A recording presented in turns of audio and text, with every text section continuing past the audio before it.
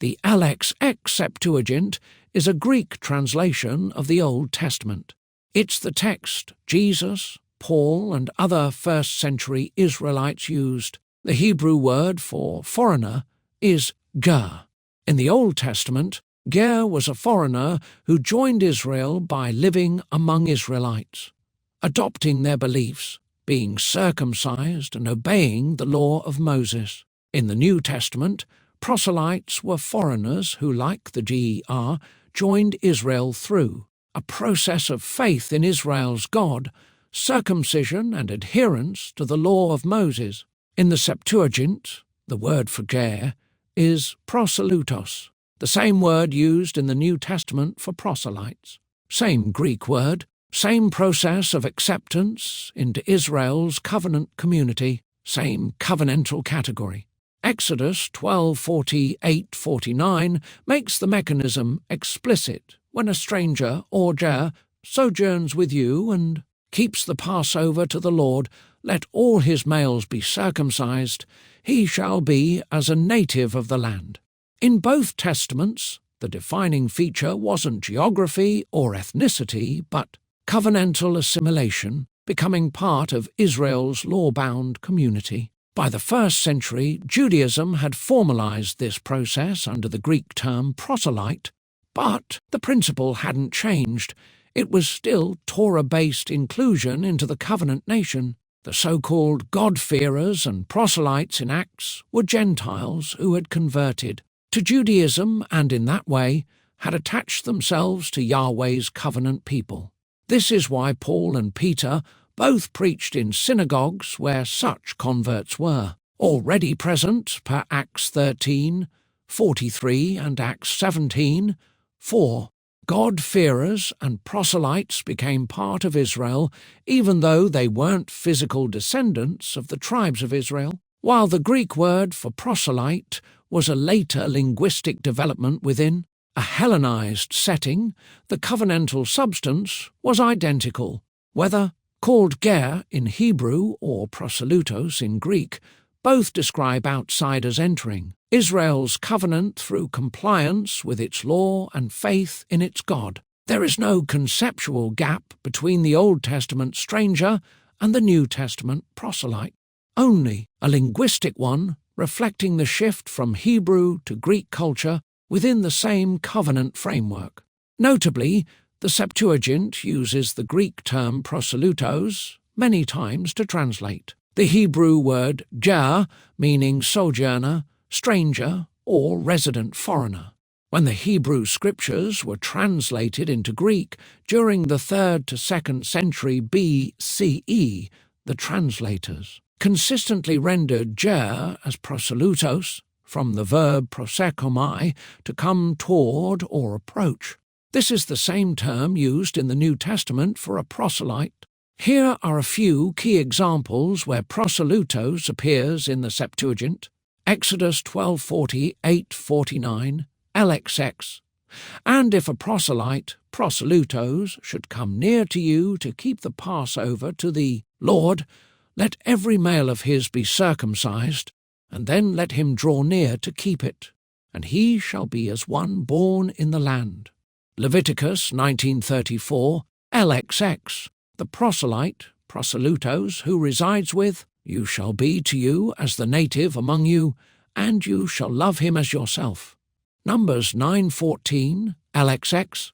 And if a proselyte, proselytos, shall sojourn among you, and will keep the Passover to the Lord, he shall do it according to the law of the Passover. Deuteronomy 10:19, LXX. Love the proselyte, per omicron sigmai lam, daups lon to omicronu. For you were strangers in the land of Egypt. Across the Pentateuch alone, the LXX uses proselytos over 80 times for ger. This is crucial because it shows continuity between the Old Testament and New Testament usage. When Luke writes in Acts 2:10, Jews and proselytes, his audience would immediately recognize the term from the Greek scriptures they read in synagogue.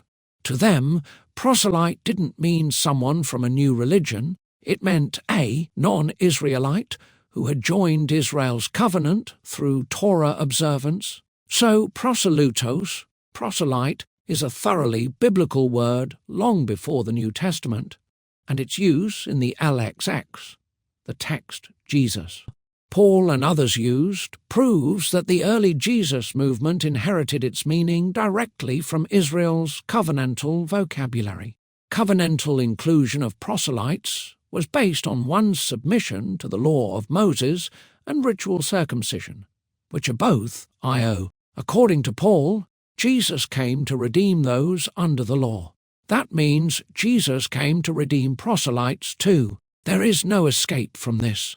Proselytes in the first century were understood to be pagans without a biological link to Israel. They became part of Israel's covenant community when they went through proselytism, submitted to the law of Moses, and were circumcised. This is known and reflected in scholarly material everywhere. Nicholas was a first-century proselyte without a bloodline link to Israel. He was also filled with the Spirit, which means the bloodline-only IO claim that the Spirit was only meant for biological Israelites is false. There is no escape from this. The fact is, Israel wasn't defined solely by bloodline. In the first century, Israel consisted of Jews, proselytes, Samaritans, Galileans, and people, believed to be descendants of the 10 northern tribes who had been absorbed pagan nations. Proselytes have always been part of the IO paradigm. We were wrong to define Israel solely by bloodline. The covenantal inclusion model of IO corrects bloodline-only IO as greater. Explanatory power reflects the Greek use of proslutos in both the Old and New Testament and demonstrates that Israelites were not defined solely by bloodline, but also by their submission to the law of Moses and faith. It also brings IO into alignment with the LXX, New Testament authors' linguistic usage, Second Temple Judaism, Paul's covenantal logic, Romans 9:11, Acts synagogue networks, and Hosea's restoration model. It's the version of IO that actually fits all the data. 1.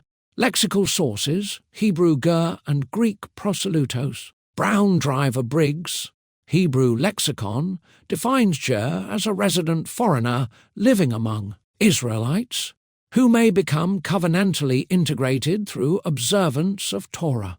The Hebrew and Aramaic lexicon of the Old Testament describes ger as an alien living within Israelite society with legal protections and obligations, often fully integrated.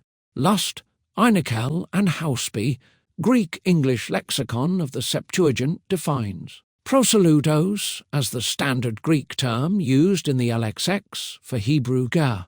BDG, 3rd ed., defines proselytos as one who has come over into Judaism, a full convert. LXX Concordance, Hatch and Redpath documents the 80-plus uses of proselytos throughout the Pentateuch. 2. Scholarly sources, Ger and proselytes as covenant members. Jacob Milgrom, Leviticus 1-16, Anchor Yale Bible Commentary. Milgrom repeatedly emphasizes that the ger is fully bound by Israel's law and becomes as the native born, Exodus 12:40, 8:49. Gordon Wenham, The Book of Leviticus, Nikot.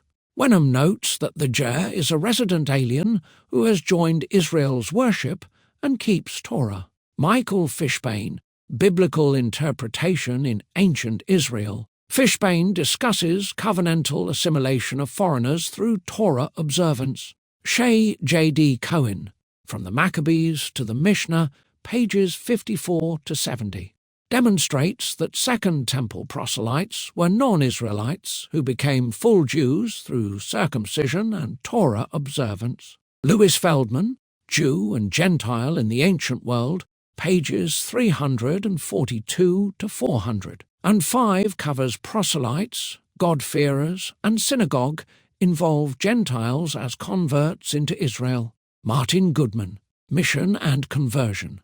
Proselytizing in the religious history of the Roman Empire shows the continuity between OT ger and anti-proselyte categories. 3.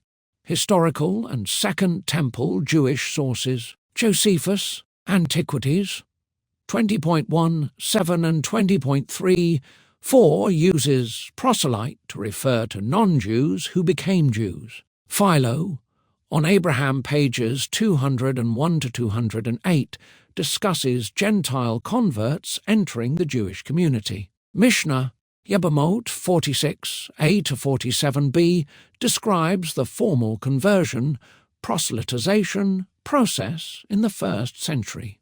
Dead Sea Scrolls 1 QS, 5.20 to 21 discusses joining the covenant for non-Israelites who accept Torah obligations. 4. NT and LXX usage recognized in scholarship. David L. Tide, Prophecy and Community, pages 123 to 120. 9 explains that Luke's Jews and proselytes in Acts 2 reflects the LXX usage of Proselutos. Ben Witherington III, The Acts of the Apostles, Socio-Rhetorical Commentary, notes that proselytes in Acts were Gentiles fully converted to Judaism. Richard Bauckham, God-fearers, in the Book of Acts in its 1st century setting, Vol. 4, clarifies that God-fearers and proselytes were Gentiles attached to the synagogue and Torah. 5. Textual and covenantal context. Paul, Hosea, Acts. N.T. Wright, Paul and the Faithfulness of God, pages 800 to 830, discusses Paul's citizenship language and covenantal identity rooted in Israel's scriptures. Richard Hayes, Echoes of Scripture in the Letters of Paul, pages 43 to 56, demonstrates Paul's reuse of Hosea as a restoration prophecy for Israel's lost tribes. Douglas Campbell, The Deliverance of God, pages 122 to 100, and 59 addresses Paul's law-bound categories of sin and redemption. James D.G. Dunn, The Partings of the Ways, pages 70 to 108 highlights the synagogue setting of early Christian preaching and the presence of proselytes. 6.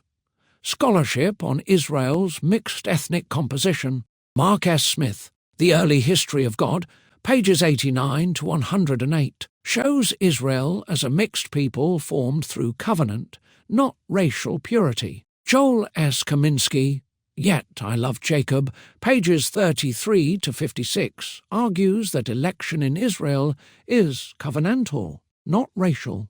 Frank Moore, Cross, Canaanite Myth and Hebrew Epic, pages 139 to 100. And 61 describes Israel emerging as a covenantal community, absorbing foreigners. 7. Scholarship relating to the covenantal inclusion model of I.O. Craig A. Evans, Ancient Texts for New Testament Studies, pages 221 to 200. And 44 confirms that the NT's Gentile terminology draws heavily from LXX covenant categories. John Barclay, Paul and the Gift, pages 278 to 300, and 16 explains Paul's covenantal redefinition of seed and membership. Brant Petra, Jesus and the Jewish Roots of the Eucharist, pages 57 to 84, shows the Jewish covenantal background of early Christianity. Moshe Weinfeld, The Promise of the Land, pages 86 to 112, discusses covenantal identity over genealogy in Israel's formation. These citations support the key assertions that Jer in Hebrew scripture equal to covenantally assimilated foreigner, Proslutos in the LXX equal to the exact Greek term for Jer, NT proselytes equal to the same category as LXX proselytes.